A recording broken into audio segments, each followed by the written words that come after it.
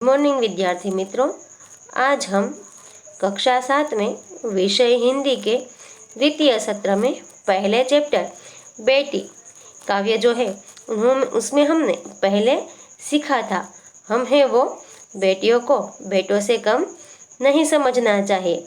बेटों की तरह बेटियों को भी हमें पढ़ा लिखा कर स्वनिर्भर बनाना चाहिए। यह हमने पिछले वीडियो में सीखा था। आज हम इस काव्य का अभ्यास जो है वह सीखेंगे। पहले हम शब्दार्थ देख लेते हैं। सहारा यानी आश्रय, आधार तथा आधार, गगन यानी नभ, चमकना यानी झगमगाना, यहाँ इसका अर्थ होगा उन्नति करना। उजियारा यानी उजाला, प्रकाश। तितली रंग बेरंगी उड़ता पतंगा यानी कि पतंगियों, पतंगियों है वह गुजराती शब्द है। मुहावरे, तारा बनना इसका अर्थ होगा श्रेष्ठ बनना। अपने पाँव पर चलना इसका अर्थ होगा आत्मनिर्भर बनना। अभ्यास, प्रश्न 1, इस काव्य का आरोह अवरोह युक्त समूहगान कीजिए। विद्यार्थी मित्रों, आपको यहाँ जो हमारा पहला काव्य है बेटी, उनका आरोह अवरोह युक्त समूहगान करना है। प्रश्न 2, निम्नलिखित प्रश्नों के मौखिक उत्तर दीजिए। पहला प्रश्न है, आत्मनिर्भर बनने के लिए आप क्या करेंगे? तो आत्मनिर्भर बनने के लिए हम पढ़ेंगे, लिखेंगे और मेहनत करेंगे। दूसरा प्रश्न है, बेटी पढ़ लिख कर क्या करेगी? तो इसका उत्तर है, बेटी पढ़ लिख कर अपने पैरों पर खड़ी होगी, यानी कि वह पढ़ लिख कर स्वनिर्भर बनेगी और स्वाभिमानी बनेगी। तीसरा प्रश्न है, बेटी की तरह आप किसी का सहारा बनने के लिए क्या क्या करेंगे? बेटी की तरह हम दूसरों का सहारा बनने के लिए या फिर अपने माता पिता का सहारा बनने के लिए पढ़ेंगे, लिखेंगे और मेहनत करेंगे।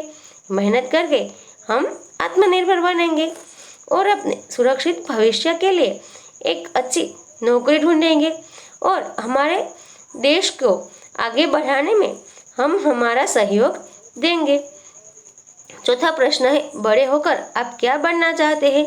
क्यों? तो बड़े होकर हम क्या बनना चाहते हैं, यानी कि आप क्या बनना चाहते हैं?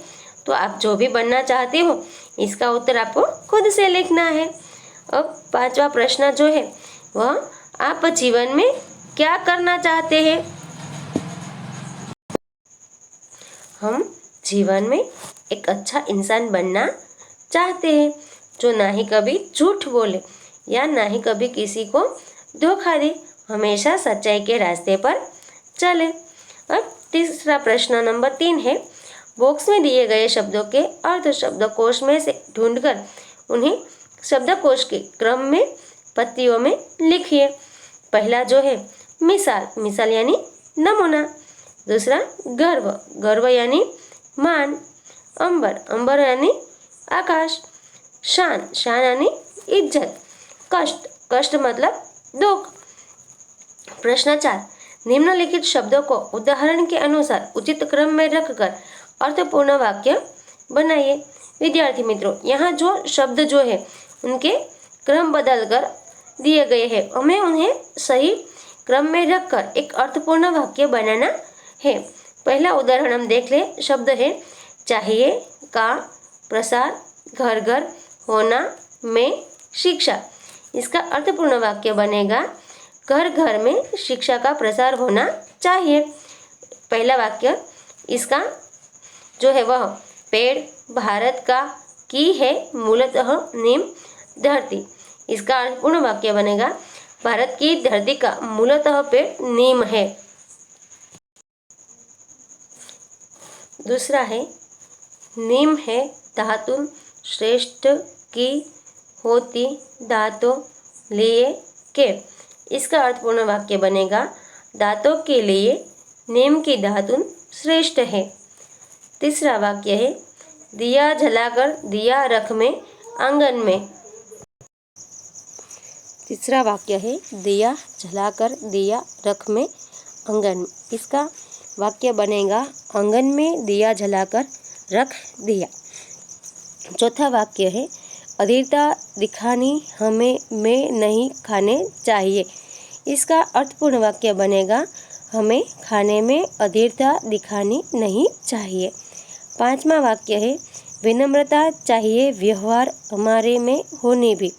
इसका अर्थपूर्ण वाक्य बनेगा, हमारे व्यवहार में विनम्रता होनी चाहिए। विद्यार्थी मित्रों, आज के हमारा अभ्यास जो है यहाँ पर समाप्त होता है। अगले वीडियो में हम जो है वह इस काव्य के स्वाध्याय का अभ्यास करेंगे। आशा करती हूँ कि आप जो है वह अभ्यास अच्छे से सीख पाए होंगे। धन्यवाद।